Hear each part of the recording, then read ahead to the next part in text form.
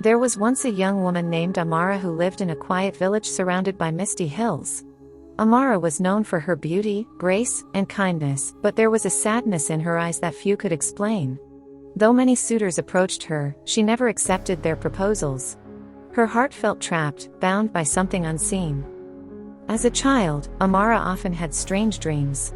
She would find herself in a vast, moonlit palace where a mysterious figure awaited her. He was tall, cloaked in shadows, yet his voice was gentle, whispering promises of love and protection. She felt drawn to him, and in the dream, he would call her my bride.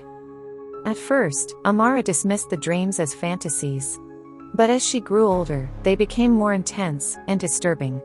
She would wake with strange marks on her skin, as if kissed or held by invisible hands. She felt a heavy presence around her, watching, lingering even when she was awake. No matter how hard she tried to love in the real world, every relationship ended in ruin. Suitors would grow ill, lose interest, or suffer misfortunes. It was as if something, or someone, was keeping her from finding happiness. Desperate, Amara confided in an elder woman named Mama Afe, a spiritual guide known for her wisdom. Mama Afe listened carefully and nodded gravely. "Child, this is no ordinary trouble. You are bound to a spiritual husband, a spirit who has claimed you in the realm beyond. He desires your soul and your devotion, and he will not let any man near you." Terrified, Amara begged for a solution. Mama Afe agreed to help but warned her, breaking a spiritual bond is not easy. It will test your spirit, for he will not release you willingly. That night, a powerful cleansing ritual began. Candles flickered, herbs burned, and ancient chants filled the air. Amara sat in the center, eyes closed, as Mama Afe called upon the spirits of protection. Suddenly, the air grew cold. The candles extinguished themselves.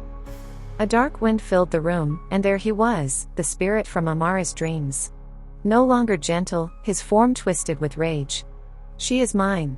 His voice echoed, shaking the walls. But Mama Afe stood firm.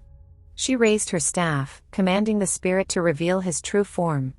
The shadows peeled away, and there stood a figure with pale, hollow eyes and chains around his wrists. "You were never meant to bind her," Mama Afe declared. "Return to where you belong." The spirit howled, but Amara, finding courage within herself, shouted back, "You have no power over me. I release you. I break this bond in the name of light and freedom." A blinding light filled the room. The spirit shrieked and dissolved into nothingness, the chains shattering. From that day, Amara felt free. The heavy presence was gone, and her heart was light. She learned that true love could never be forced or stolen, it had to be freely given.